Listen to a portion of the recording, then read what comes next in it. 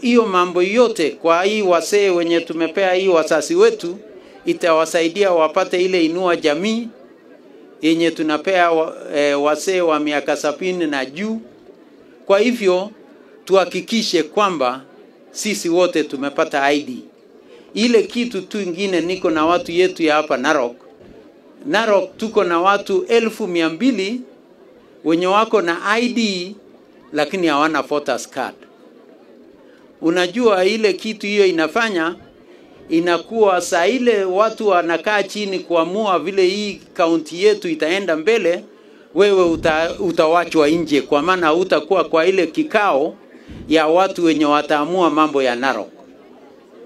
Kesho mambo isifofanya mzuri, wewe ndio utakuwa umechipea hasara.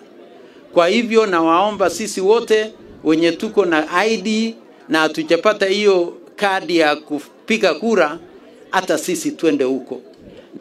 Kwa hivyo kwa hii county peke yake tuko na more than 250,000 wenye wana ID. Na hawa ndio tutahakikisha tumewapata. Mnaona tumeinvest kwa technology ili tukishika mambo yako hapa, saa ile unamaliza tu kutoka kwa hiyo kiti, mambo yako imefika Nairobi. Inaongojea tu hiyo ID ikuwe published. Huduma ambayo inapeana siku ya leo hapa ya kitambulisho ni muhimu kabisa. Ni muhimu ambayo vile tumeelezwa mambo mengi huduma ya serikali bila kitambulisho na bila nini hatutafaulu. Na nataka tuseme kushukuru pia serikali yetu kwa sababu miradi yote na maproject ambayo vile inaendeshwa na hii serikali ya ambayo